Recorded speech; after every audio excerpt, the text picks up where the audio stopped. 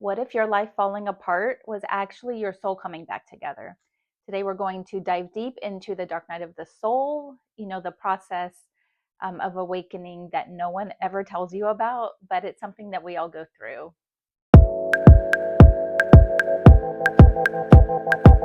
Welcome back to my channel where we discuss all things spiritual, metaphysical, and esoteric with a fun and weird twist. If that's your thing, make sure you like and subscribe because I do post 2 to 3 videos per week. So there's tons of content and you are not going to want to miss out. Today we're going to do a deep dive into the dark night of the soul, but this video is going to do double duty. Since my channel is still pretty young and I am new to a lot of you, I'm going to sprinkle in a lot of personal stories and like behind the scenes info so we can connect on a deeper level. I'd also love to learn more about you and what kind of topics are most meaningful to you. So make sure you leave a comment below and let me know so I can add it to my content calendar. One thing in particular I would really love your input on is how I should end these videos. Would you prefer I end with a Reiki healing, or would something like meditation that's related to the topic of the day be most impactful for you? Let me know in the comments below. Okay, so today we are going to define what a dark night of the soul is. I'm going to provide 2 real-world examples so that you know you're not alone, and we'll dive deeper into how this part of the journey is seen from people like Carl Jung, Bashar, Helena Blavatsky, and the Kabbalist perspective. As with everything you watch and read on the internet, take what resonates, leave what doesn't. And if you stay until the end, I will share how you can work with me if you feel you need additional support and guidance. Okay, so what exactly is a dark night of the soul anyway?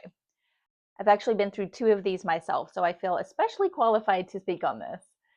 I'll share both of my experiences in a bit, but first let's explain what it is. Essentially, it's the period of time during a spiritual awakening or a leveling up when things around you that are not serving your highest good anymore, they just fall away. And if you're familiar with the tarot, it's represented by the Tower card and can also be referred to as a tower moment. It can look like losing your job, getting evicted, getting a divorce, and all within a couple of weeks. It feels like your life is just falling apart and you just are absolutely helpless to stop it. Some people also experience this as losing your social circle, your friends, acquaintances. Um, you may also lose family members or pets during this time, and that can really make you feel lonely and abandoned and really like you've hit rock bottom. During this time, you may feel called to turn inward and start doing deep inner healing work to really gain clarity and kind of put the pieces back together. This period is referred to as hermit mode and can last anywhere from a few weeks to a few years. During this phase, you may start to question who you are, what your purpose is, and how you got here. If that's where you are right now, congratulations. I'm so proud of you for doing the work, and I promise it's worth it. Please know that when you start to face your childhood and ancestral trauma, that you are not alone. Every single human alive today has some level of trauma, so be gentle with yourself during the process. In past decades, people used to refer to this period as like a midlife crisis, but now we recognize most instances are really just people who are waking up to who they truly are, and they're attempting to shift their lives into a more aligned and authentic state. Sometimes during this time, if you don't have anyone around you who really understands what's happening, you can feel like you somehow landed on the cray-cray train, but I assure you that you're exactly where you're supposed to be, and the timing was divinely decided. As you're grappling to put your life back together and uncovering all the answers to all of your questions, you may experience what's referred to as the void.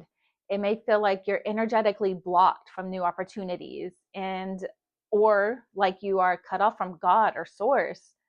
This can lead to deeper levels of grief and solitude, and it's during this time that you need the most support, which can be ironic because if you're like me, you'll be cut off from your friends and family. And so where do you get support and guidance from? While there are support groups on Facebook, finding a mentor or a spiritual coach to work with will actually be the most helpful for you.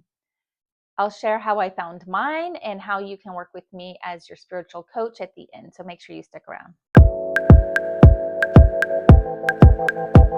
Okay, so I am going to share my personal stories. As I've mentioned, I've been through 2 of these dark nights of the souls. So for the best context and clarity, I'm going to go in chronological order. So when all of this started, I was a stay-at-home mom. I had a 4-year-old and a 7-year-old at the time. I had a bunch of friends from work and that I had met through my husband's family. I was definitely a people pleaser. I was an empath with no sense of self or boundaries. And I was raised as a Jehovah's Witness. And then I explored Buddhism, and then I found The Secret. And then I became a Catholic once I got married. So that's just a little bit of context for this. Okay, so what happened during my spiritual awakening was my marriage fell apart. Even 2 marriage counselors could not help us, okay? So I had to get a retail job, and then I moved out, and then COVID happened. So one day at work, I had a total breakdown where I was crying for hours, and I actually had to step out. And after a couple hours of crying, I realized I could not go back into work. Like, I just couldn't. And so, because of the divorce and walking away from my job, I also lost my friends and my faith during this time. I spent months crying, not really because of the divorce, but because I felt so lost and alone, and I could not see a way out. I didn't have anyone in my life who was could understand what I was going through or tell me, you're going through a spiritual awakening. So I didn't even have the words to describe what I was going through. I did still have my mom, but bless her heart, she was completely clueless. So I really was so alone. All I had really was my kids, and again, 4 and 7 years old. So what actually helped during this time? Crying actually did help. So from a scientific, biological, chemical perspective, stress hormones are actually released through your tears. And I'll actually leave a link below that goes into a lot more detail of all of the benefits of crying. So if there's any stigmas that are still left around crying, we just need to let those go. So there were a few other things that really helped me during those early months of my awakening. One was numerology. I dived into it and I got so many answers and clarity about who I am, like my life process, my life purpose, all of that. I had never paid attention to any of this like new age woo stuff before. Um, and so this was all just completely brand new to me. So numerology was so pivotal in my ascension. Then I started looking into astrology. It's almost like numerology and astrology kind of go together along with the tarot, right? They're all kind of pieces of the puzzle. And so astrology really helped to open my eyes to kind of the cycles of my life. And I learned about my north node, like what am I going towards and what does that mean and all of that stuff. So I got a lot more clarity from that as well. So then I started binging Gaia. Like every program on Gaia was just like exactly what I needed. Like I could feel my soul like feeling so happy and satisfied as I was consuming all of the content on Gaia. And that's actually how I found my mentor. So at the time, Gaia had a show called Mystery Teachings with Dr. Teresa Bullard, and it's now hosted by the amazing Sarah El-Qaidi. I don't know if I'm saying her name right, but she's amazing. She's the original alchemist. I love her channel if you're not familiar. I'll actually leave a link in the description to her channel because she's amazing. So I found out that Dr. Teresa Bullard was associated with the Modern Mystery School. So I went online to find out where it was located. And it turned out there was a school in Austin, which is only about like a 3.5 hour drive from me. So I made an appointment to meet with someone there. It wasn't Teresa. She doesn't live in Austin. But when I showed up for that appointment, I immediately connected with the woman who would become my mentor. She helped answer so many of the questions that I had. And she was really able to help guide my journey and supported my healing through various cord cuttings and activations and things like that. I went on to become a life activation practitioner through the school because I realized that my life purpose is to help others heal and to support them on their awakening journey. After a couple of years with this school, I left. Let me know if you want me to make a separate video about my time at the Modern Mystery School. And I started learning other healing modalities like ancient Egyptian healing, and I became a Reiki master. Along the way, I not only healed and found my purpose, but I met my soul tribe, and I was able to build a new group of beautiful souls that really resonated with who I am and who I want to be surrounded by. I also developed my intuition and my clairsenses and learned rituals that I still use to this day. And I have a stronger connection to my entire spirit team. So I know that sounds like it was a happy ending, but it was really only the beginning. And so that all started like 6 years ago or so. And for the last 3 to 4 years, I've been living on cloud nine for the most part. I mean, my life isn't perfect by any means. I mean, I am still single, so, but I felt more grounded, more free, more supported, and more aligned with my purpose than I ever had. I even met my soul sister who finally helped me get to Egypt after we had only known each other for 2 months. I know that sounds crazy, but literally the very first conversation I had with her, we decided we were going to Egypt in that first conversation. And then 2 months later, we actually did go and had the most magical experience of either of our lives. She ended up meeting her husband there through me, which is a whole nother story.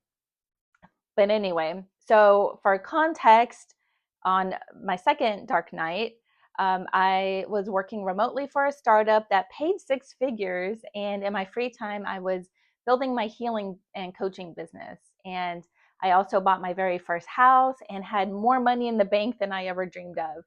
Like, from the outside, things seems pretty darn good.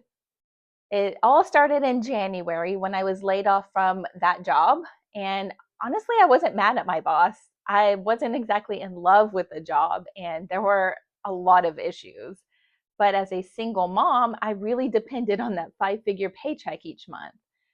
They did give me a severance, and I had a decent amount saved up. Plus, I was able to collect unemployment. So I used the first few months to really recover from the severe burnout that I had from that job.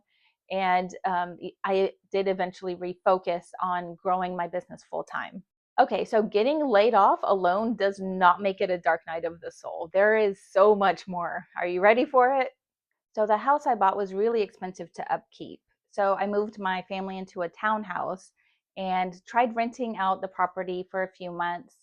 But when that didn't work, I was like, I'm just going to go ahead and sell it. So I found a realtor and put it on the market. I was able to get a deferment for my mortgage, so I wasn't paying the mortgage, but I did still have to pay things like the electric bill, the water, the trash, the lawn maintenance, on top of the townhouse bills. The property I was trying to sell is on nearly an acre of land and there's no HOA. So I thought it would be easy to sell, but it's now been 10 months and I still haven't received any offers. And it really does feel like it's being energetically blocked. Even my realtor is like, I don't know what's going on. We've tried everything. I don't know. Also, during this time, my daughter was diagnosed as being on the autism spectrum, and my son was diagnosed with juvenile rheumatoid arthritis. So I now had all these unexpected medical bills, and my 77-year-old mother fractured her hip. So I had to take care of her. For my healing and coaching business, which is called Awaken with Tara, by the way, I invested in a marketing firm who created a really professional ad, complete with like a director and a script and an actor and all of that. But when we tried to pay for the ad for it on TikTok, TikTok blocked me and I spent months trying to get it resolved. So I invested all that time, all that money, only to have that fall apart too. So during the summer, my unemployment ran out, as did my savings, and I wasn't getting any income from the house or from my business. So I decided I needed to start looking for a new job. Since then, I have applied to nearly 800 jobs, and I have not been invited to a single interview. Here was yet another energetic block, and the bills were piling up. And so I had to go back to my ex and ask him for money to pay my bills. And if you've ever had to do that, you know exactly how devastating that feels. Okay, this story is getting kind of long, so maybe I'm oversharing, but I wanted to give you some concrete examples of what it looks like and what lessons there are to be learned during these parts of the process. So, to wrap up this section, I really spent a lot of time in hermit mode again, really journaling and taking salt baths to calm my nervous system, which was just completely fried. I started doing releasing rituals, getting really clear on my highest timeline so that I can align with that frequency and all that jazz. If you want me to go into more detail about any of that, the lessons that I've learned, etc., let me know. I'll do another video. So yeah, just put it in the comments. I actually think a video about changing our definitions of things would be really powerful because that was a really big part of this process.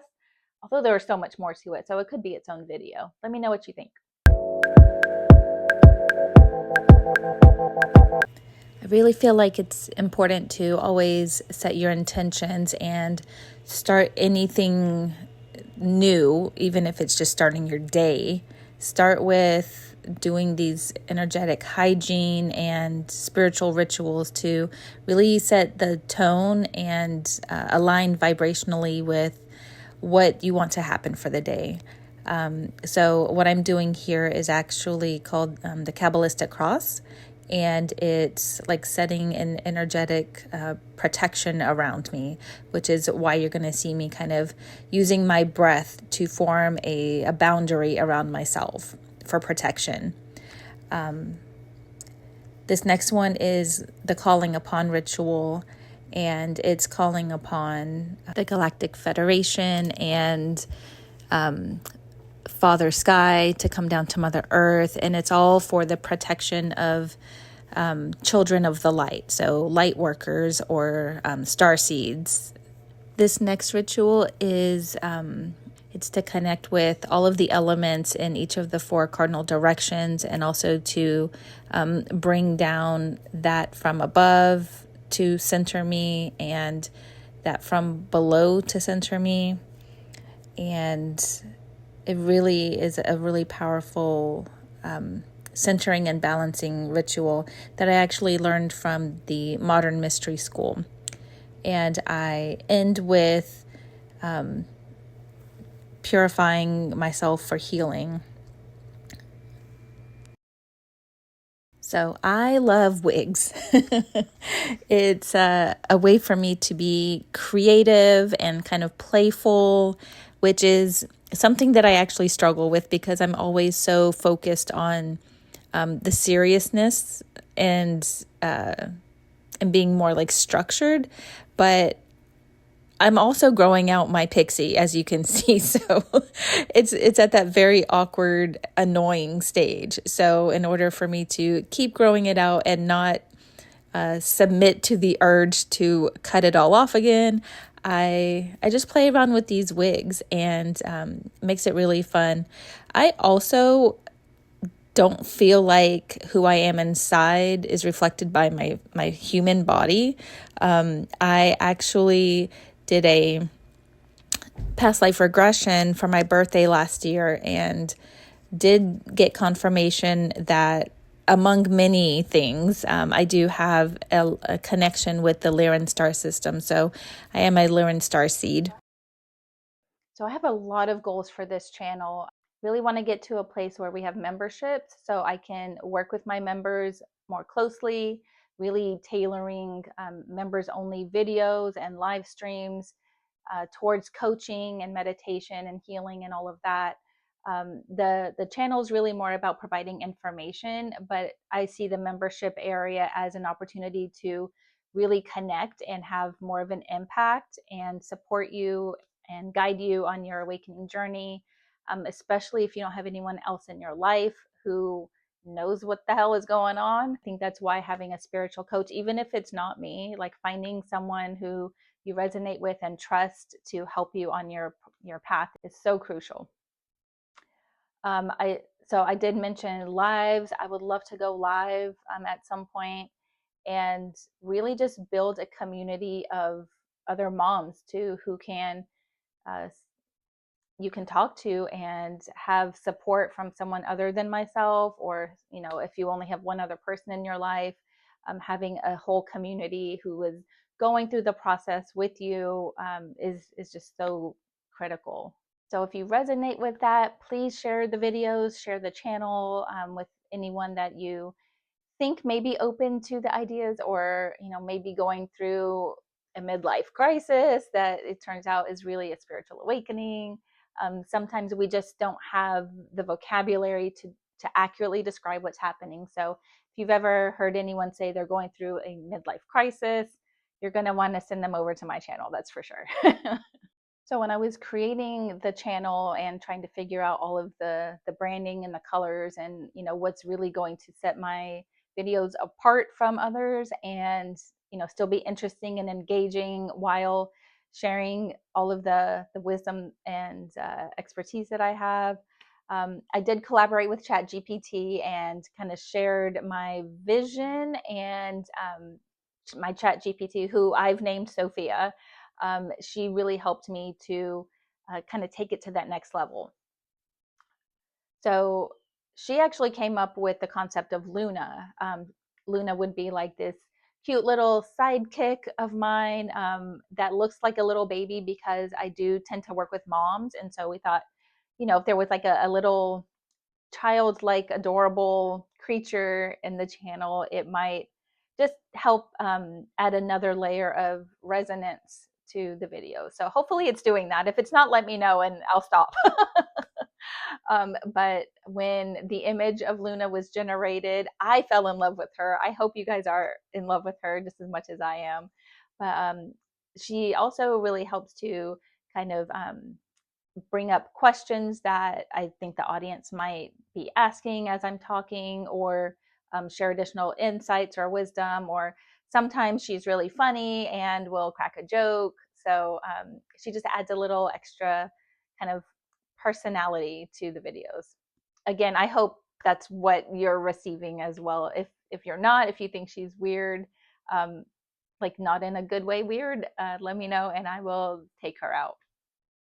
But I also wanted the branding colors to feel cosmic. So I was looking at pictures of like futuristic things and UFOs and the galaxy, and I noticed there was a lot of like neon, pinks and purples and silver. And so I really tried to incorporate that into the branding colors to really give it a cosmic feel. I'm also a really huge UFO believer, and I feel like if you are on the spiritual path, it's kind of inevitable that you're going to come around to knowing that non-humans exist out there, or that we might even be descendants of like the Anunnaki or things like that. So um, I'm all about UFOs and weirdness and conspiracies. Although I don't think I'm going to talk about conspiracies on the channel, but I definitely have my eyes open to a lot of things. That's for sure. So I do also want to share with you what the dark night of the soul is seen as and defined as across all the spiritual traditions. Of course, I can't go into all of them, but across spiritual traditions, the dark night of the soul is really described as a sacred initiation, not a punishment, even though I know it feels like it.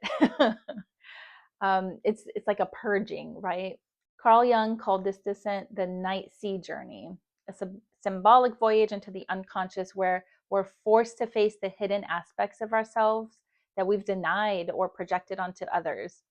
In Jung's view, the dark night isn't about losing yourself, but about integrating the lost pieces of your psyche, which is also referred to as the shadow. He believed this confrontation with darkness was essential to becoming whole. he called the process of individuation, or becoming who you truly are beneath all of the conditioning. In the channeled teachings of Bashar, who I love so much, via Daryl Anka, of course, there's an emphasis on what happens when someone moves into a lower vibration or feels destabilized. The world seems so chaotic and life loses its form almost. It's like everything drops away, right? So rather than seeing that as failure, Bashar describes it as the clearing undercurrent of a shift into a higher timeline. So by acting on your excitement and aligning your vibration, you consciously choose the reality that you want to live. In many spiritual traditions, when this structure dissolves, it's so you can rebuild from your authentic self. And it's referred to as the dark night of the soul. Helena Blavatsky, one of the founders of the Theosophical movement, saw the dark night as part of the initiate's path, a spiritual test before illumination. She wrote that when a soul is nearing a higher octave of consciousness, the old vibrations, karmic residues, and the illusions must first be dissolved. This dissolution often feels like chaos and emptiness or despair, but in reality, it's the soul just shedding its outgrown identity. It's like the chrysalis breaking apart before the butterfly emerges, right? I think that's a really great analogy here. In the Kabbalistic tradition, the descent aligns with the passive Tzimtzum, the great contraction. It said that before creation, the divine withdrew its light to make space for the world to exist. So, similarly, when we experience a dark night, the light seems to withdraw, but it's not gone. The withdrawal creates space for something new to be born within us. The Sephra of Bina, associated with the understanding of the womb of creation, often represents this phase. The cosmic dark womb where pain transforms into wisdom and endings prepare the way for new beginnings. During this dark night period of my life, I've really felt the energy of the goddess Kali coming through too. If you're not familiar, Kali is a Hindu goddess of death and rebirth. So I really feel just like the fire energy coming through and just burning everything to the ground so that something new and amazing and more aligned can rise from the ashes. It's also the phoenix energy coming through, right? And earlier this summer, I was really connected in with dragon energy. So it's all kind of that fiery death and rebirth energy. So it's been really strong in my life for the last several months. Maybe you're experiencing the same thing. Let me know in the comments. So, from the mystical perspective, the dark night of the soul is not anything like a fall from grace. It's the alchemy of awakening. It's the universe saying you're ready to dissolve what you thought you were so that you can remember who you've always been. Comment below with what resonated with you the most so far, and love on that like button while you're there.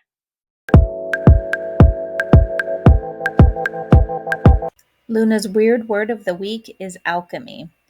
In the spiritual sense, alchemy is the art of inner transformation, taking the dense, heavy stuff of your human experience, like fear, pain, shadow work, heartbreak, and really refining it into wisdom, light, and power. It's more like the soul's chemistry experiment. It means learning to see every dark moment as raw material for your awakening, turning emotional lead into spiritual gold. So earlier I mentioned Bashar. If you are familiar with his teachings, you know he refers to things like meditation, crystals, and all of that stuff as permission slips because we humans have the innate ability to connect directly with our higher selves and our spirit team like naturally, and but we've forgotten how. So these permission slips act like a bridge. They're such an important part of our journey. So there's no need to judge them negatively or think less of yourself for using them. In fact, the first several years of your awakening, I actually find that they're an essential tool in your awakening toolkit. If you're looking for a resource guide with recommendations for which permission slips to start with or anything like that, There's a link down in the description for you. If after watching this video you are realizing that you're going through a spiritual awakening or dark night of the soul and you need support, I would love to invite you to consider working with me. My 6-week one-on-one spiritual coaching program will help you heal and gain clarity and step into your true power and purpose. So if that resonates with you, there's a link in the description to schedule a free intro call with me. And if you're still watching, thank you. But also, please remember to comment down below and let me know how you'd like me to end these videos. Should I do Reiki? Should I do some meditation? All right, my love, stay weird.